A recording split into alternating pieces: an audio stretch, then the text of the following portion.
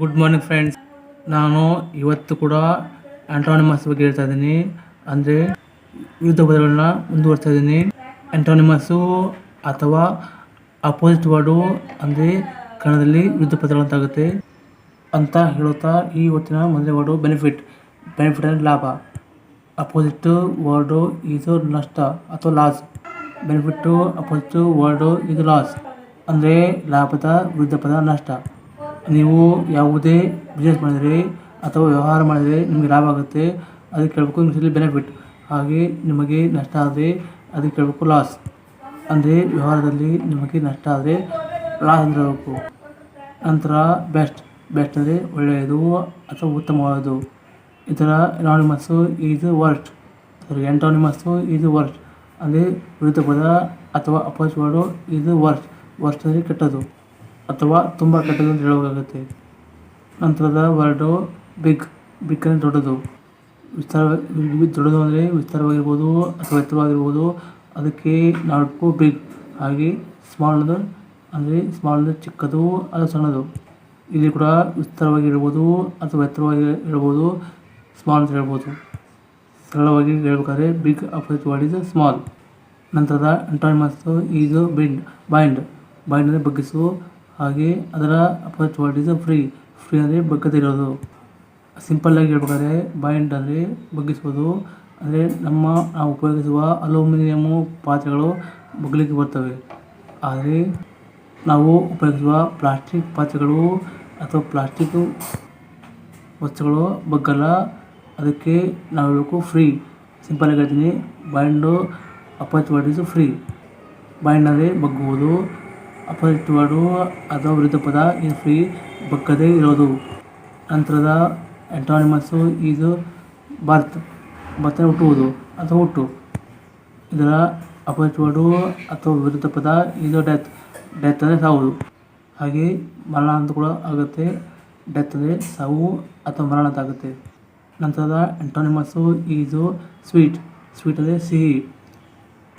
ಇದರ opposite word ಅಥವಾ ವಿರುದ್ಧ ಪದ ಈಸ್ ಬಿಟರ್. ಬಿಟರ್ ಅಂದರೆ ಕಹಿ. ನಿಮಗೆ ಸರಳವಾಗಿ ಹೇಳಬೇಕಾದ್ರೆ ಸಕ್ಕರೆ ಸಿಹಿಯಾಗಿರುತ್ತೆ, ಆದರೆ ಬೇವು ಕಹಿಯಾಗಿರುತ್ತೆ ಅಂದರೆ ಹೇಳ್ತಾ ಇದ್ದೀನಿ. Sweet opposite word is bitter. ಆಂಟೋನಿಮಸ್ಸಲ್ಲಿ ಮುಂದಿನ ವರ್ಡು ಬ್ಲ್ಯಾಕ್. ಬ್ಲ್ಯಾಕ್ ಅಂದರೆ ಕಪ್ಪು ಅಥವಾ ಕರಿಯ ಅಂತ ಆಗುತ್ತೆ. ಇದರ ಅಪೋಸಿಟ್ ವರ್ಡು ಅಥವಾ ವಿರುದ್ಧ ಪದ ಈಸ್ ವೈಟ್.